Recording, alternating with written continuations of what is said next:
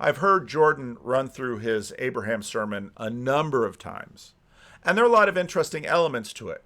I am impressed by the way that his repetition in this medium has drilled this sermon into Jordan Peterson devotees, because I hear people on the internet regurgitate this sermon back to me. Now, I could do a fair amount of critiquing of this sermon with respect to the text, but I think the most interesting aspect of this sermon is how the Abraham story and his psychological categories, how his mission to men shapes the story to fit their lives and sort of deploy the pattern payload and the payload of the story. Now, some people will hear that as a criticism. I do not mean it that way. I want to say, first of all, that almost every preacher makes a similar move with almost every text of the Bible. It's the move of trying to connect things between two worlds. It's the move of retelling a story. And people who have been using the Bible, Protestant, Catholic, Orthodox, Jew, Muslim, Christian, have been making this move forever. Now, Jordan, as a psychologist, is making this move, wearing icons from Orthodox churches. When I think all of this through, it is a rather amazing thing. Hi, this is Paul. I want to talk about the Jordan Peterson-Russell Brand conversation. Now, part of what we've seen over the last little while is that the Jordan Peterson conversations have some specific types. Okay, I did a video on this recently, actually. This is how the thumbnail looked, and what are the missions of the three Jordan Petersons? And part of what you can see is, I talked about in that video, the evolution of Jordan from his pre-C16 days, his work as a clinical psychologist, his work as a classroom teacher at University of Toronto, and noted that there are three, and there are probably more than three. We can add some nuance to this. But his conversation with destiny, he sort of begins in the same mode that he began with Daniel Dennett, but very quickly they get hooked into this culture war back and forth, and that's the Jordan Peterson that shows up there. In the Daniel Dennett conversation, Jordan was just a model of patience and inquiry, and he basically slowly built his case as Daniel Dennett seemed to kind of take apart the last vestiges of the New Atheist movement. Now, just this afternoon, someone noted on the Bridges of Meaning Discord server that there's a conversation with Alex O'Connor and Sam Harris that I haven't had listened to at all. I just listened to the first bit of it. I'm actually very interested in that conversation because Alex O'Connor has himself sort of been taking apart New Atheism and kind of keeping up with the times, the new developments of cognitive science, and I would say the recession of modernity. And then there's Jordan Peterson's conversation that he does with Ian McGilchrist. And in some ways, that's the same type of conversation here. Jordan wants to pull out these ideas that he's working on from his book and get response from them. Now, Ian McGilchrist and Russell Brand have their own agenda for this conversation. And so these don't wind up being great conversations as such. They sometimes wind up being little sort of parallel sermonettes. Now, that's especially the case with Russell Brand, because Russell Brand, he is an amazing preacher. Now, I'm not talking about the content of his homilies, but he is a powerful speaker and with passion and persuasion for that which he intends to deliver. And I am not cynical about his baptism or conversion to Christianity. Neither do I imagine he's just going to become some Roman Catholic or Orthodox or Protestant cleric. He's going to still be Russell Brand with all of his hobby horses. And when you see, I don't watch his channel very often, it's mostly culture war type stuff on his channel. And it all comes down to his particular blend of individualism, that's a big thing, anti-authoritarianism, and up until this point, it's sort of been vague New Age spirituality, and we'll have to see exactly what happens and how Christianity impacts that. If he kind of becomes, I don't think he's going to become sort of a careful perennialist. I think he's going to continue to be quite chaotic, quite idiosyncratic, but at the same time, I think he's also very sincere. So again, depending on the relationships in his life. Now, part of what all these high status people have to deal with is that when you're high status like this, there's going to be a degree of audience capture. There's going to be a degree of celebrity siloing, which means that many of your influences are either going to come from your fan base or things that are going to help you maintain your high status in whatever hierarchy you're in. That's another form of audience capture. And of course, Jordan Peterson is subject to this, and Russell Brand is subject to this. That's why you'll hear me say many times, hierarchies bind and blind, and it's very difficult to get out of. In some ways, these sort of side-by-side conversations are an attempt by Jordan to be able to continue to compare notes. But Jordan is kind of prosecutes these conversations like a researcher, not like an attorney, but like a researcher. And when I say prosecute, I mean that word because he goes after them. Because this is Jordan trying to be a scientist of that which is nearly impossible to study scientifically. And in that way, he sort of follows Jung. So I've already touched on the teaser, which if you go through and you listen to the teaser in context, it's not quite the teaser, and I don't know who's doing the editing, but it's a very Daily Wire type teaser, okay? And there isn't, on many of these conversations, there's a separate half hour to an hour of Jordan Peterson and the guest usually digging into more of the personal story, which is the part of the conversation that I'm generally most interested in. There is not a section like that with the Russell Brand conversation. So if you're wondering if there's any additional material in this conversation, last I checked, it wasn't on the Daily Wire website. Now, again, the way this type of Jordan Peterson conversation works, he's going to say, let me tell you these things and let me know what you think of it. Now, that doesn't really work very well, partly because most of the people that Jordan is talking about in many of these videos are fairly high status. In fact, I thought in this video, Jordan sort of did more running through his material, kind of like I see Bishop Barron doing all the time, and less sort of engaging and interacting. I think Russell Brand is a little bit more engaging and interacting, but I think in some ways Russell Brand, I like, again, with these kinds of videos, you can get good content from both of them. And again, Jordan Peterson is doing a work that I am very interested in terms of his We Who Wrestle with God book and this tour that's going out. And we get to see glimpses of what he's thinking about. But there's not really a lot of engagement. Now, he's got Konstantin Kisin and Jonathan Peugeot who are going to engage with him a little bit on his tour, on certain sessions.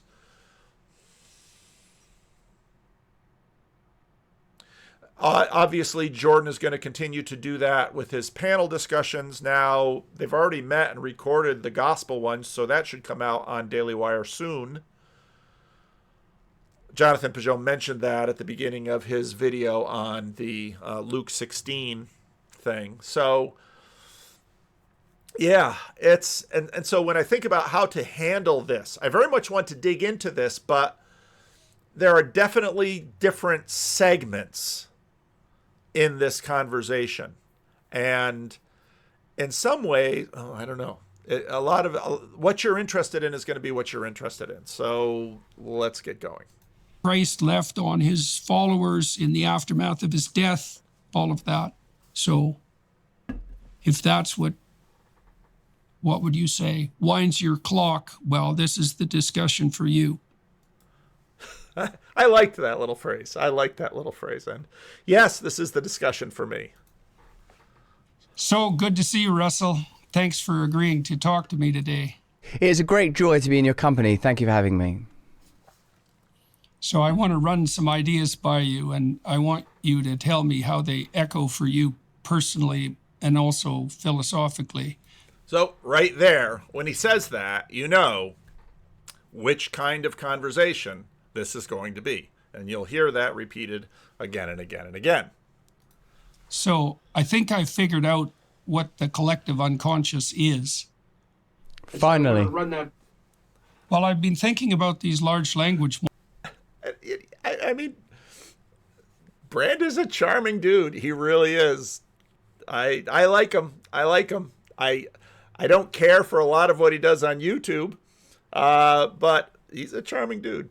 Models a lot and about what they do, because they can obviously mimic human thought at the verbal level quite spectacularly. Now, of course, the woke ideologues have done everything they could to muck them up spectacularly right from the beginning, and we're going to pay a big price for that. But there's still something there that's very, very telling about how we think. So let me lay out the idea, and you tell me what you think about it. So what these models do is map the statistical relationship between you might say markers. And so imagine that you can tell the difference between a word like, imagine a word BINT, which isn't a word, but it's kind of a plausible non-word. And it's a plausible non-word because the statistical relationship between the letters mimics the likely statistical relationship between letters in a real English word. So it's much more of a word than QNZT. Okay, so now there are statistical regularities between letters that enable us to identify words. And then there are statistical regularities between words in phrases that make sense.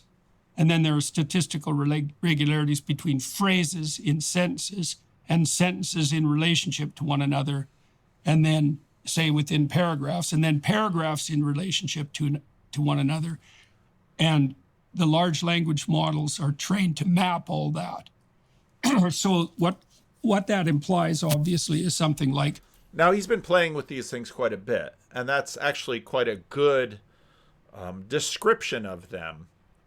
The main takeaway of this is that the machines are calculating, and the words, the meaning that the words have to us don't really matter to the machine.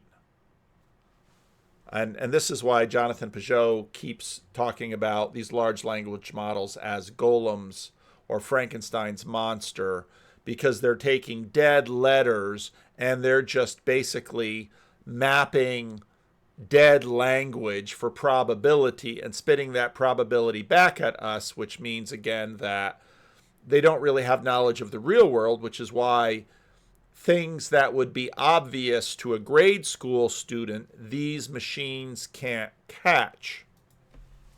Any given idea is statistically likely to exist in relationship to a certain set of other ideas and not distal ideas. And so if I throw an idea at you, I'm also throwing a network of associated co-ideas at you at the same time. And then out farther in the penumbra are even more distantly associated ideas. And more creative people are going to be able to leap from the center to the distal ideas. We already know that from studying creativity. So the large language models map the statistical association between sets of ideas. That's a good way of thinking about it. Now, at this point in the conversation, you do have to ask whether or not it's a conversation, because it's kind of a lecture.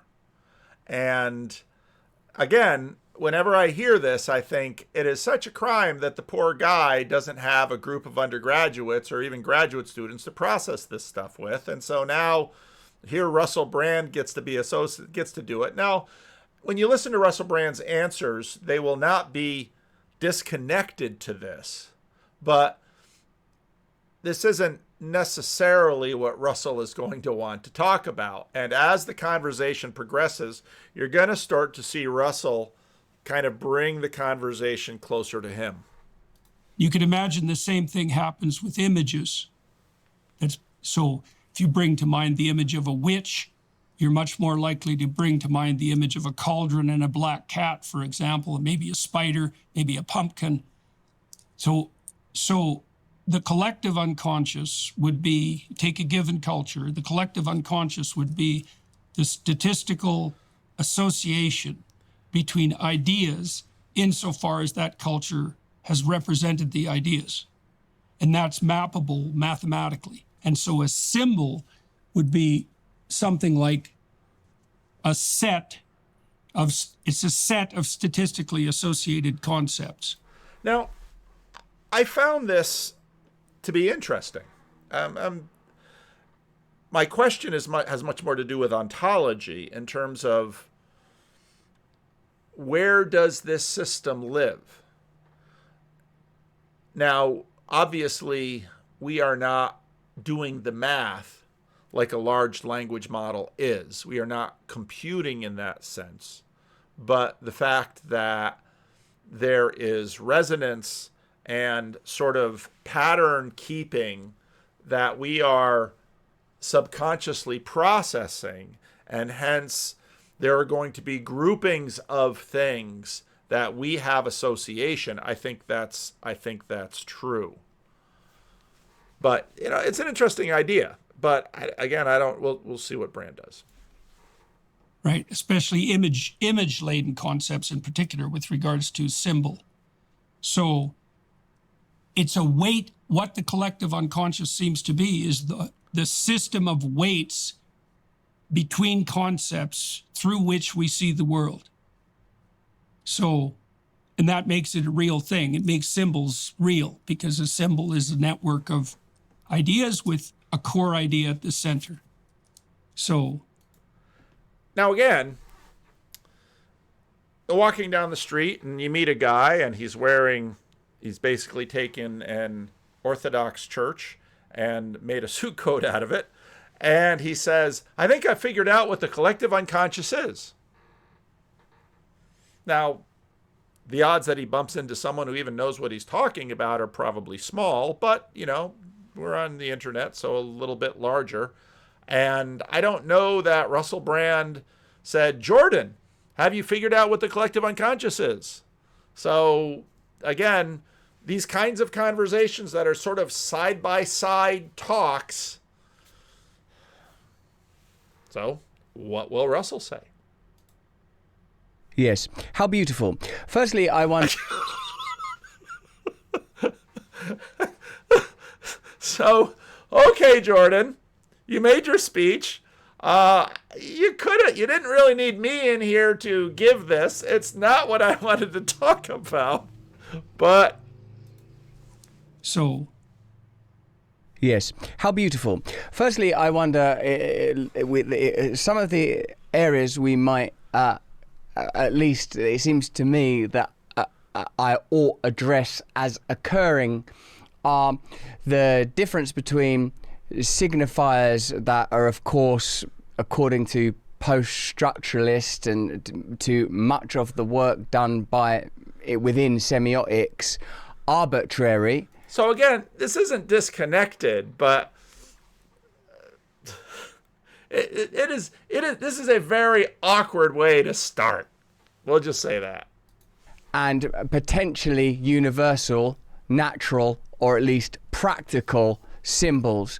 I wonder, for example, about the idea that is it a type of language that a barn full of chicks will respond to the silhouette of a bird when it travels above their heads on a wire in one direction, because when traveling from north to south, the silhouette resembles that of a hawk. But when it travels back along the same trajectory but in reverse, they do not respond because it no longer resembles the silhouette of a hawk. A hawk does not travel in that formation. So this is an experiment. And so he says, okay, let's talk psychology, but I'm gonna use something off the shelf. And how does this work with this? Tell me what you think about this. That is a type of language. There is language within nature. This is the first thought. So you're referring to something, yeah, okay. So that adds an additional dimension to the. Now, Jordan interrupted him here.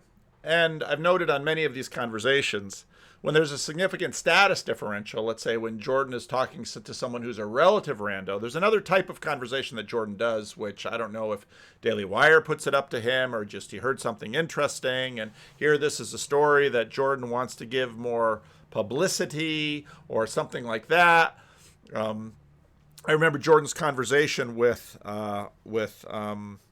Louise Perry, which was almost unwatchable because poor Louise couldn't, get a word in edgewise because Jordan just kept dominating the conversation. But generally speaking, often with sort of higher status people, Jordan will sort of hold back. Now, he interrupts him here. Later on in the conversation, Russell Brand is going to get his own chance to do some long sermons or longer sermons. To the model. So then you might say that there are co-occurring patterns of regularity with biological significance that exist in some real sense outside the merely conceptual. And those are probably marked in the fundamental analysis by death, right? Because one of the other things I've been thinking about is that people ask me questions like, do you think God is real? Now, what's interesting is that by this point, I don't know how many people have clicked away during the description of the large language model or where you have to actually visualize that hawk experiment and recognize that all of the little chicks in the hen house have deep within them an association for a certain pattern in the sky. But if you disrupt that pattern by moving it in the other direction, it's unrecognizable. And now Jordan's going to get into talking to something that, a lot more people can connect with. People ask me questions like, do you think God is real? And a question like that always begs the question for me. It's like, well, what the hell do you mean real? Like, what makes something real? And, you could say tangibility, although that's only one dimension of what makes something real. It's like, I think what makes things real in the final analysis is probably death. And in the example you used of the silhouette, which is a very famous example with regard to birds, the silhouette traveling in one direction, that signifies death reliably, right, over a very long span of evolutionary history. And any creature that didn't respond to that silhouette was at a much higher probability of being. So again, Jordan begins, let's talk about large language models. And Russell Brand pretty successfully pivots the conversation to something else, and Jordan follows. Picked off. So then one of the things you might note, and this is where the postmodernists got things like dreadfully wrong, and where the large language models have drifted into insanity. So imagine that there's a statistical relationship between concepts that's okay. So then you might say, well, what gives that statistical relationship reality? And the postmodern types would say, well, it's just arbitrary cultural construction. But it's not, because there are patterns of relationships between events that are part and parcel of the world per se. And some of those need to be accurately mapped by the conceptual system, or you die. And so I would say the ideas that ring most true to us, that grip us in this sort of archetypal way, are ideas that bear directly on our survival, whether we recognize it or not. they strike a chord within us. Here's a good example. We'll shift sideways for a minute. Started to understand why. So I'm on a tour right now, We Who Wrestle with God, and it's focusing on biblical stories. I'm trying to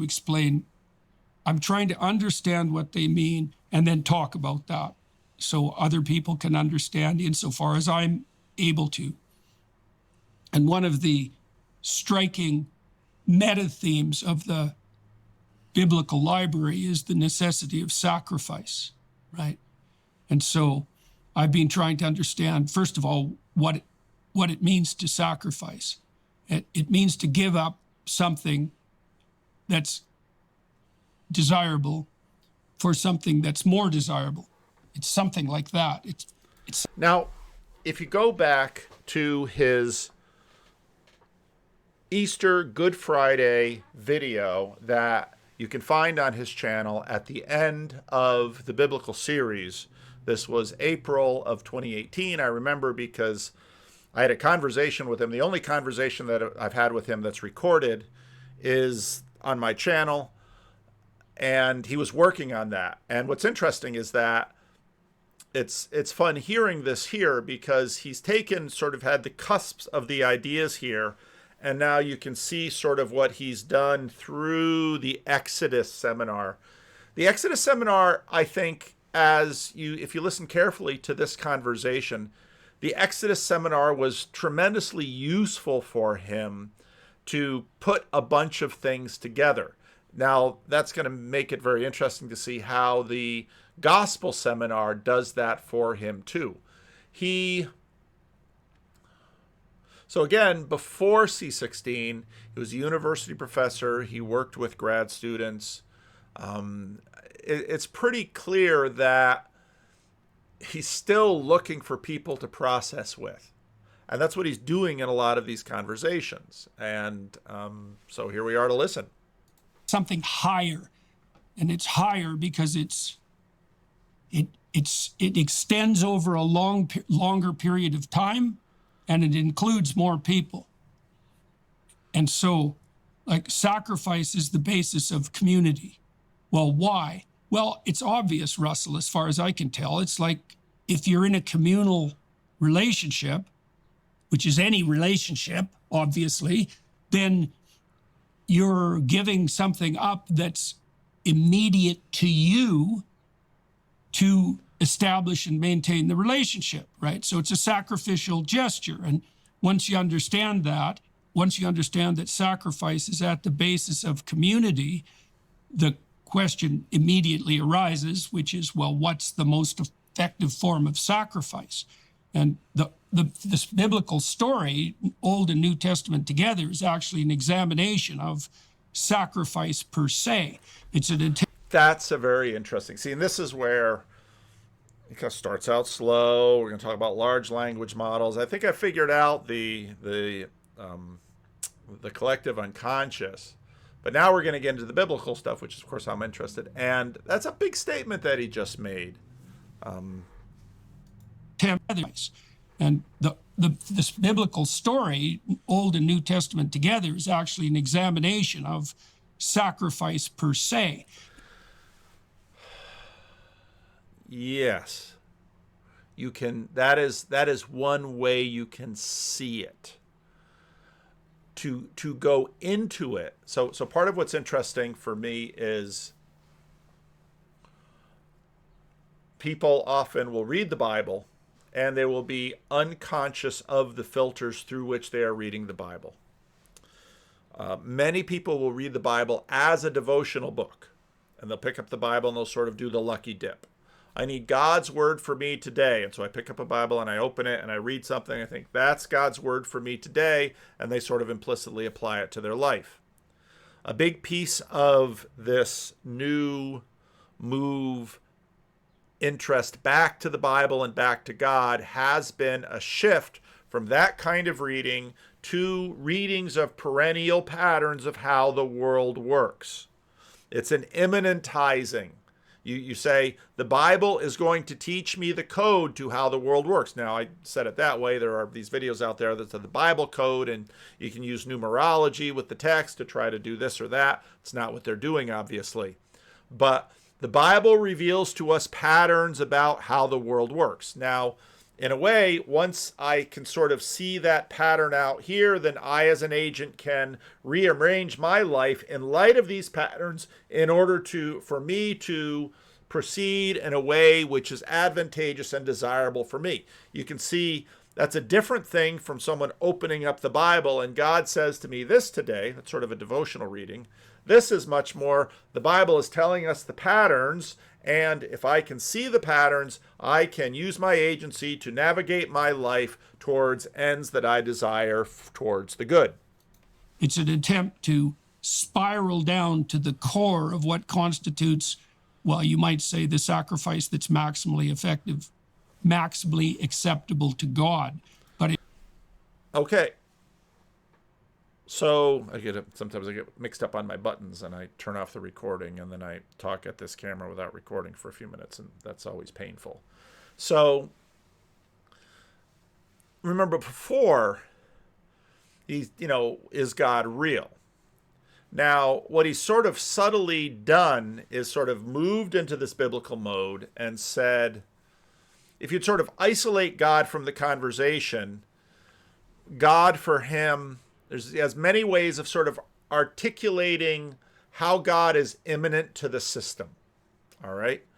All the way back to Jordan Peterson and Sam Harris on stage with Brett Weinstein kind of between them, God number one and God number two. God number one is implicit.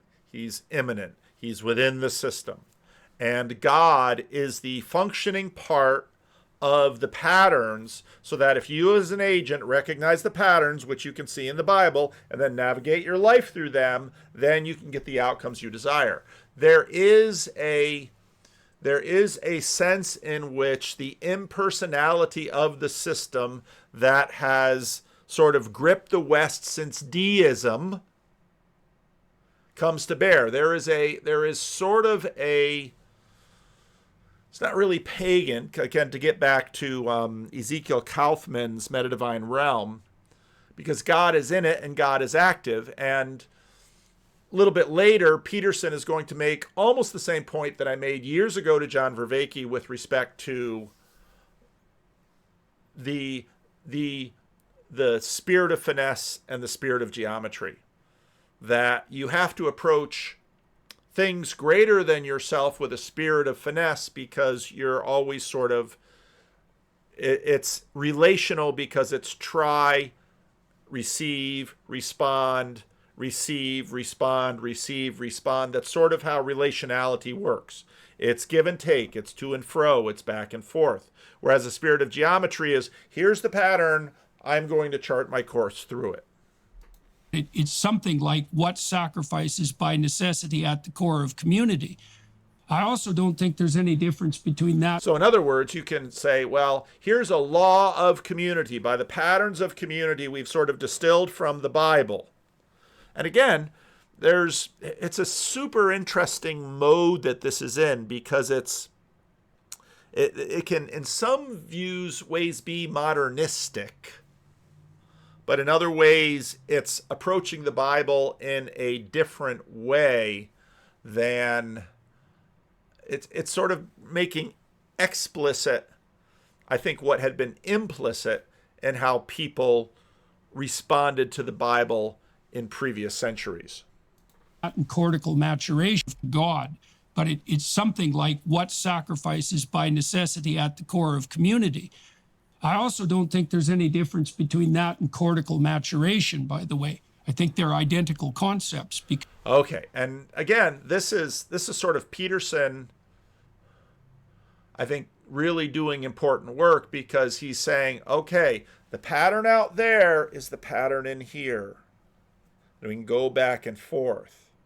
And this is where we get into the question of bodies, because the body that is all of us and the body that is me, they're related. And so maturity in the context of community means sacrifice, the individual for the larger body of the community. In terms of personal maturity, it means personal sacrifice for the future me that is coming. And for Jordan, because he's always looking at multiple lenses through which to validate and verify something, he sees these correspondence and says, oh, look at this. In order for the community to benefit, individual members must sacrifice on behalf of the community. In terms of personal maturity, a mark of personal maturity is the capacity to sacrifice short-term desires for long-term ends. Because as you mature from, hedonistic, power-mad 2-year-old, what happens is that you integrate modes of attention and action that facilitate your longer-term survival, but also your inclusion within more and more complex webs of social community. That's all sacrificial. Good God. Now, there's a lot of Jordan Peterson. Remember, at the transition before, it was, and now it's good God. And Peterson got the joke. I mean, they're clearly friends. They're on, but Peterson is basically lecturing to him. They're not having a conversation. But again, I like hearing Peterson lecture, and I want to hear Peterson lecture because the insights and things that Peterson is coming out, is giving to us are good, but it's a frustrating way of getting there. Now, Brand is gonna work on this. And actually what Brand is about to do is what a lot of my videos do, which are to try to say, okay, Jordan, you just laid this on us. Let me try to integrate this into my map of you and everything that you've been giving me, and also direct it towards what I'm interested in. 101. There's a lot of hits running. God. Community. That's all sacrificial. Good God. Now, there's a lot of Jordan Peterson 101. There's a lot of hits running simultaneously here, JP, because we've already touched on the idea of chaos and the necessary inevitable emergence of patterns within chaos. And it seems that you are positing to a degree that this chaos is analogous to perhaps the collective unconscious and some of the patterns that are emerging in AI models, even with the biases evident. Okay, so he's taking notes. He said, Jordan, I've heard everything that you've said before, and I'm trying to integrate them in. Within them are an indicator of how these patterns emerge within a container. And I suppose to say a container is to indicate that we're acknowledging an absolute. We've moved from this idea of a collective unconscious and patterns emerging within chaos into sacrifice, which is obviously another great Jordan Peterson theme, and as you say, perhaps the overarching theme of the Bible.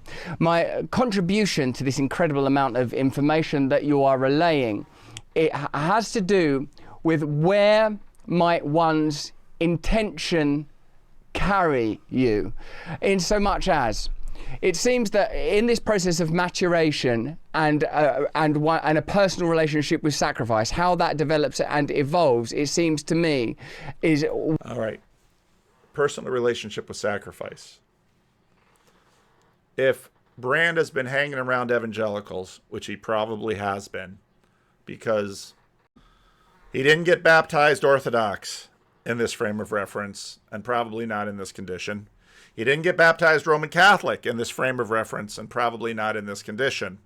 He got baptized evangelical, because if you want to get baptized fast, get baptized evangelical, and you're going to get personal relationship with God, and everything about how Russell Brand relates is a personal relationship. That is the mode that this man is in. That is what he does. And so he's taking all this stuff from Jordan, and it's like, all right. Now, whoosh. when one in this process of maturation and a personal relationship with sacrifice, how that develops and evolves, it seems to me, is when one starts to acknowledge that there is not, when you use the phrase immediately beneficial, that when we're referring to immediacy, we are talking about both spatial and temporal immediacy, and we might have to consider that when dealing with the sublime, as surely the Bible is, that even these categories are called into question, the most basic and taken for granted categories of any temporal creature will have to be challenged. This perhaps helps me to understand how the ultimate... Now, what he just said there is quite profound. It's quite insightful. And again, he's a fast preacher. He goes through things, he works them through. But again, one of the things that I see happening, I saw it in the John Bear piece. The Protestants have the invisible church. The Protestants tend to make things theoretical. Theory tends to be the mode of the Latin West. Mystical tends to be the mode of the Church East. There is a place where mystical and theoretical have some commonality. Now, someone might, and I think rightly, say that the theoretical is more prone to, say, a monarchical vision. The mystical is more prone to interrelationality. But for Russell Brand and his, how can I say it, his New Age pedigree, it's all going to go up here. And so for Brand, he's going to tend to lean towards the mystical. Sacrifice as rendered in the New Testament and most, I suppose, would regard as the defining Christian image, the image of sacrifice, can tackle the complex idea of the pact that is made by the sacrifice of the man God. Because as I explore and attempt to understand... Okay, so again, a little bit more Protestant code that's coming through here. The pact, the code. He's in Protestant churches. He's going to get a lot of substitutionary atonement. He might not be limited by it, but he's going to get a lot of it. And it's interesting now where we were sort of speaking about sacrifice sort of just out here and in general. Now Brand is going to relate it relationally, probably much more in a framework of atonement, where Peterson was sort of keeping it out here much more in a framework of here's the pattern that the agent can know and use to navigate and orient because they know the lay of the land because of the imminent pattern. Christianity more deeply by the sacrifice of the man God. Because as I explore and attempt to understand Christianity more deeply, the nature of the triumvirate, the Father and the Son and the Holy Spirit, and the nature of this pact is something that I'm mulling over, and I feel that the reason I can't reach resolution is because it's irresoluble. Because I ask that when there is absolute dominion and omnipotence, with whom might a pact be made? And I'm starting to conclude that it must be a kind of koan, that, you know, that all is coming from the same source. Okay. Yep. Okay, and Peterson interrupts him again, and Brand takes it. But a triumvirate instead of Trinity, interesting word choice, and obviously wrestling with this. Now, again, we've seen that with Jordan Hall, wrestling with the Trinity, and our Sam will be happy to know that many new converts to Trinitarian churches wrestle with this, and Brand sort of punts it into Cohen territory, but now Peterson is going to redirect. Yep. Because otherwise, how can there be a pact? Well, I can tell you a story about that, and you tell me what you think about it. Everyone's talking about how ChatGPT. That was a commercial for ExpressVPN. They do not sponsor me. I don't take any sponsors. So On with the show. Because the thing you're pointing to too, which is definitely the case, that the nature of the relationship between man and God in the biblical stories is... Okay, now, before he goes there, and I'm glad he's going to go there, because basically Brand was talking about the relationship between the members of the Trinity. And now Peterson's going to, okay, I'm going to tell you about the relationship between man and God. Is covenantal, it's contractual, and it's relational, right? So there's an insistence that it's all of those.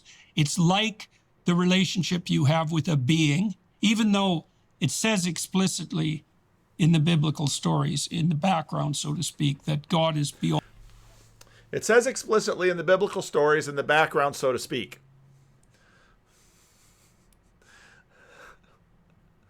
I would argue that, as with many things, you can get there from the text of the Bible, but you won't find this theory about being and non-being explicitly laid out in the Bible, in the background, so to speak.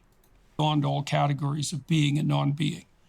But on top of that is overlaid the insistence that, well, insofar as you're concerned, it's still going to be a relationship with something that's a being, or that's the essence of being itself. Okay, so why relationship? Well, there's two questions. And again, I should pull up the thumbnail for the video, and maybe I'll pull up the video, maybe I'll remember to put it in the notes. This was the video, made it 4 years ago. The title is Why Relate to a Personal God, critiqued by John Vervaeke. Basically, I made a PowerPoint argument, and John has continued to remember this argument. He refers to it every now and then. But my argument really isn't much different from Peterson's. That my argument was basically that this is the best mode that we have to relate to the ineffable. It is, in terms of Pascal, it is the spirit of finesse. It is the mode of relationality. And then when Peterson talks about covenant, now most Reformed preachers who are used to talking about covenant a lot, because it comes up a lot in Reformed theology, we will make an argument that it's not like a contract. I might have Tim Keller makes this argument often, made this argument often. I have a contract with my grocer, but my relationship with my wife is covenantal. It's a deeper relationship than a mere contract. And it's a tremendously important distinction. Your relationship with your children is covenantal. In other words, they might violate it, and that those violations might have stipulations, but you see this in the story of the Bible where Israel continues to break the covenant, but God won't let them go. And that, of course, is signified in the book of Genesis when Abram falls into a deep sleep and God walks through the animals that are cut in two. So I'll leave this up so I can remember to put it in the notes. It's why relationship and why contract. Okay, well, let's think about work first of all, and what it means to work. Obviously, work is a sacrificial enterprise, because when people say they're working, what they mean is they're giving up what they or something within them would rather have happen right now if they had their druthers for some longer term investment. Right? So then the question is, well, investment in what? Contract with what? And you could say, well, it's a contract with the community. If I put in, that's what money is. If I put in time and effort, then I'll get something that I can redeem in the future for something, for some specified value. But then that community that you're contracting with is a community that's predicated on a certain ethic, because otherwise the contract wouldn't stand. Like if the deal was, well, I can work and I can store something up of value and then some ravaging mob can just come and take it, well, that's going to take the spirit out of my work pretty damn quickly. So now we get into sort of the function of God. And again, function of God number one and God number two. God number two is the agentic God. God number one is the arenic God. And God in that way is a guarantor of an arena. You see that with the rainbow as a promise to no longer bring a flood. God is the, again, going back to Ezekiel Kaufman and the religion of Israel, God, the ancients will look to magic and things of that nature because there's this meta-divine realm that they can interact with. But again, the meta-divine realm is impersonal, and that affords things like magic and other gods and all of these. In the biblical cosmology, there is nothing above God. So God, in fact, can guarantee that which Jordan Peterson is talking about. And so when you look, for example, at the Deuteronomic promises in the book of Deuteronomy, the rewards for covenant faithfulness and the penalties for covenant unfaithfulness, God is basically expressing his dominion over this. See, I don't even want to use natural order, over that in which we live and move and have our being, to quote Paul quoting a poet in the book of Acts.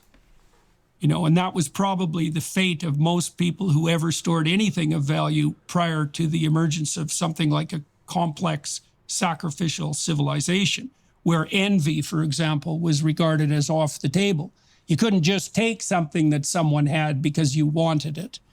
And so the notion of work itself is the notion of a contract with the future. But the viability of that contract depends on an underlying ethos. Okay, so now let me tell you a story about what that contract, how that contract might be conceptualized. Can you tell me what you think about this? So I've been studying the story of Abraham. He starts out as Abram, by the way, Abram. So he has a different name, which is actually relevant as the story progresses. So Abraham has privilege in the modern parlance. He's got rich parents, and everything he needs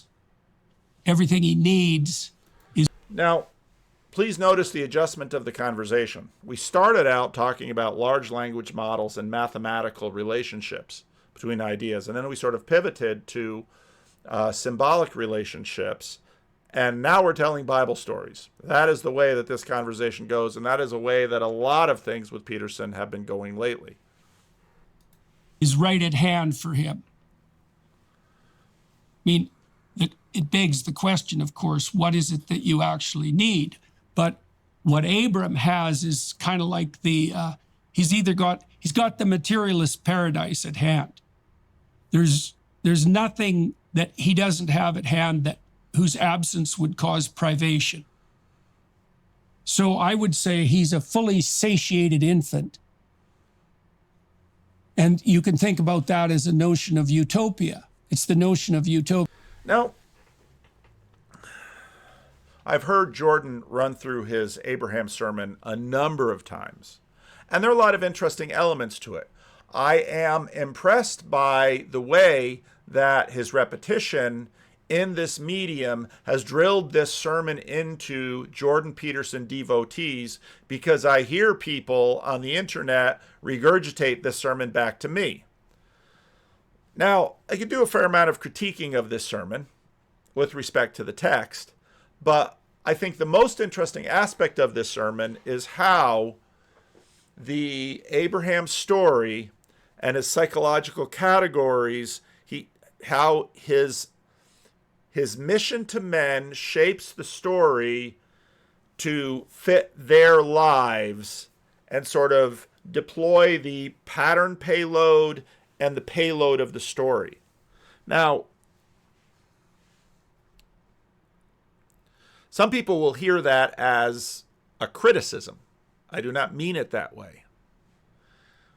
I want to say, first of all, that almost every preacher makes a similar move with almost every text of the Bible. It's the move of trying to connect things between two worlds. It's the move of retelling a story. And people who have been using the Bible, Protestant, Catholic, Orthodox, Jew, Muslim, Christian, have been making this move forever. Now, Jordan, as a psychologist, is making this move, wearing icons from Orthodox churches. When I think all of this through, it is a rather amazing thing. C.S. Lewis has a comment. I don't feel like digging it up right now. I'm trying to remember what book it's in. It might be in The Problem of Pain, which Russell Brand has read. And Russell Brand is leading a internet book study on Mere Christianity, which... Okay. I'm going to get into some Protestant Orthodox Catholic things.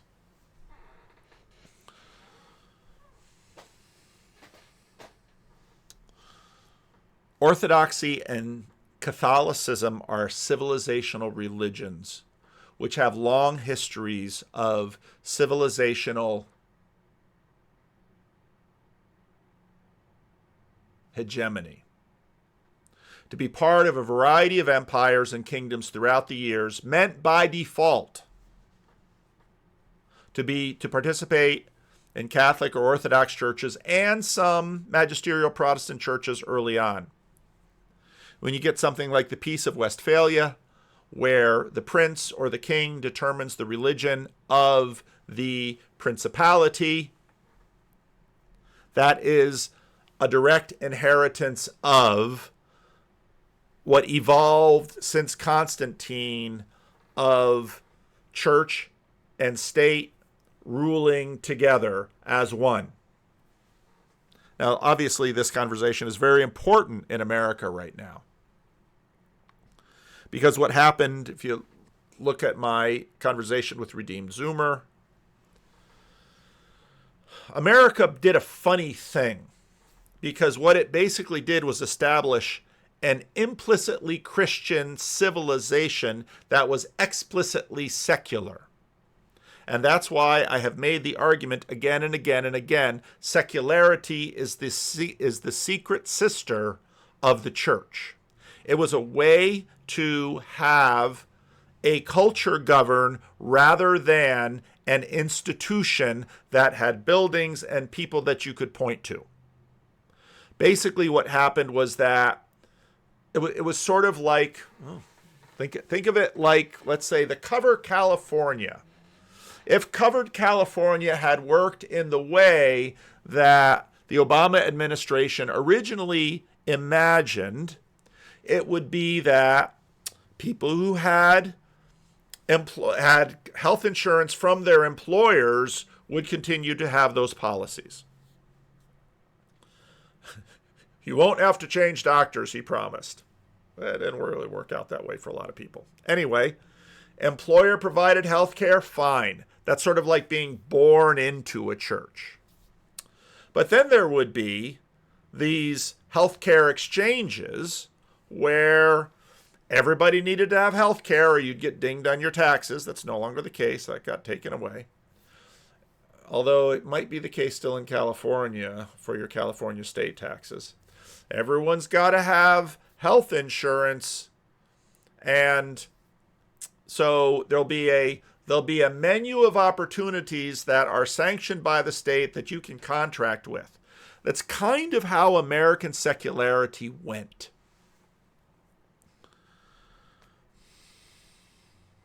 And of course, pluralism continued to develop. People would be, let's say, by hereditary associated with a particular religion, and then secularity moved from sort of being implicitly Christian to nothing Christian at all, and in many ways the new atheists sort of brought that in.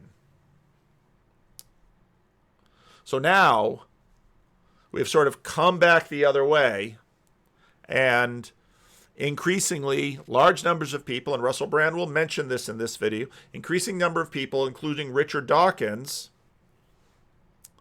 is going to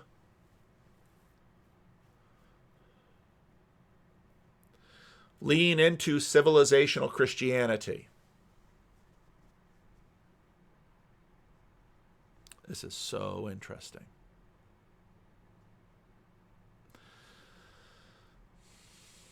Let's continue.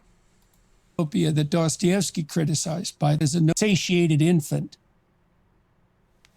And you can think about that as a notion. Okay, I remember where I was going with that. So what Peterson is doing is basically washing and immanentizing his biblical instruction through psychology. Because what happened in secularity was that everyone began to say, well, there's these doors of belief, subscription by belief that you must pass through. And because basically what happened in America and in other places was that churches, cultural Christianity could be assumed. And what churches tried to do was raise people out of cultural Christianity into a personal relationship with Jesus Christ. So that that would strengthen cultural Christianity, because they would vote in a certain way according to their cultural Christianity, and it would sort of energize them so that they would be more active instead of sort of a low-level cultural Christianity. And so churches did that for a long time, and many, really for 100 years, if not longer, in the United States and in many other places in the West, churches made themselves ostensible enemies to cultural Christianity in order to energize personal relationship Christianity.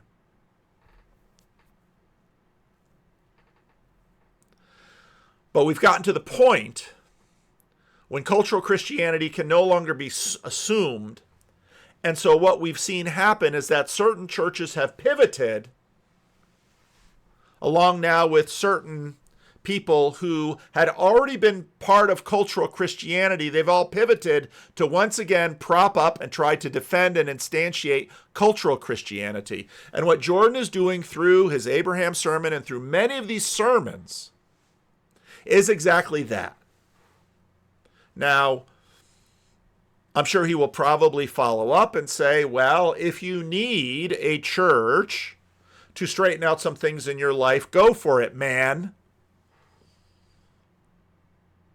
But he himself, what did my friend James say on Twitter? My friend James Frazee, Jordan and his code of many Christians. Jordan Peterson comes with his code of many Christians. He stands on the border of things. We could say maybe he's on John Vervaeke's Silk Road. Maybe he's in C.S. Lewis's Mere Christianity hallway. And he's saying, why don't you go into one of these doors if you're having trouble? But meet me in the hallway.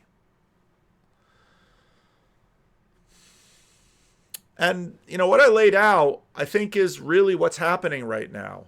We have this transition of churches from being able to securely assume civilizational Christianity and saying, oh no, you must have a personal relationship with Jesus.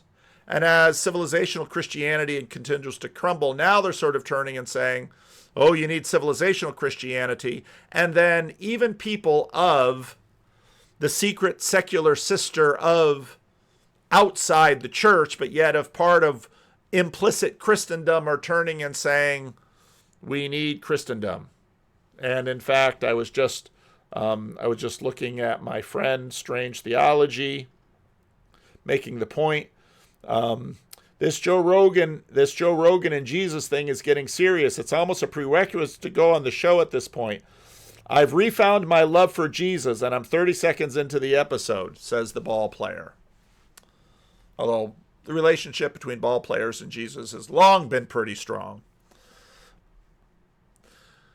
But again, that's why preachers lean in on the personal relationship, because if they get all that fame and money, their personal relationship is going to... the mere weak soup of civilizational Christianity is going to be tested. But again, in America wind up having sort of a cover California approach to religion, because civilizational Christianity could be assumed. Maybe I'll leave the video here. So Jordan's going to tell his Abraham sermon, and that's fine. And I have more I could say about the Abraham sermon, but will I come back to this video? Who knows? But the video gets even more interesting as it goes on. Russell Brand gets even more preacher-like, and this is what's coming, boys and girls. This is what's coming. A resurgence of civilizational Christianity. Now, what will the church do? We'll see. Leave a message. Let me know what you think.